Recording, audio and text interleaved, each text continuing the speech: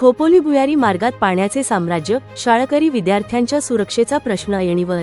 खोपोली शहरातील भानवस बौद्धवाडापासून पाटणकर चौककडे जाणाऱ्या मार्गावरील भुयारी मार्गाची अत्यंत दयनीय अवस्था झाली आहे। या मार्गावर काम सुरू असून मोठ्या प्रमाणात पावसाचे पाणी साचल्याने शाळकरी विद्यार्थ्यांना चालण्यासाठीही जागा उरलेली नाही। परिणामी विद्यार्थी तसेच नागरिकांना मोठ्या गैरसोयीचा सामना करावा लागत आहे।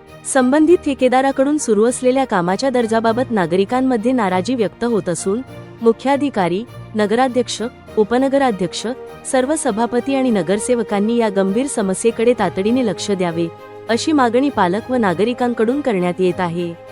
या ठिकाणी नगरपालिकेकडून तात्पुरत्या स्वरूपात लोखंडी रॅम्प उभारण्यात यावा, जेणेकरून वाहनचालक आणि शाळकरी विद्यार्थ्यांना सुरक्षितपणे ये-जा करता येईल, अशीही मागणी प्रभाग क्रमांक 6 चे नगरसेवक राहुल गायकवाड यांनी केली आहे।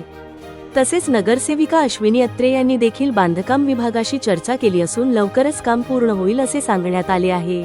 विशेष म्हणजे याच भुयारी मार्गाने प्रभाग क्रमांक 13, 14 आणि 15 मधील लोकप्रतिनिधीही दररोज प्रवास करतात।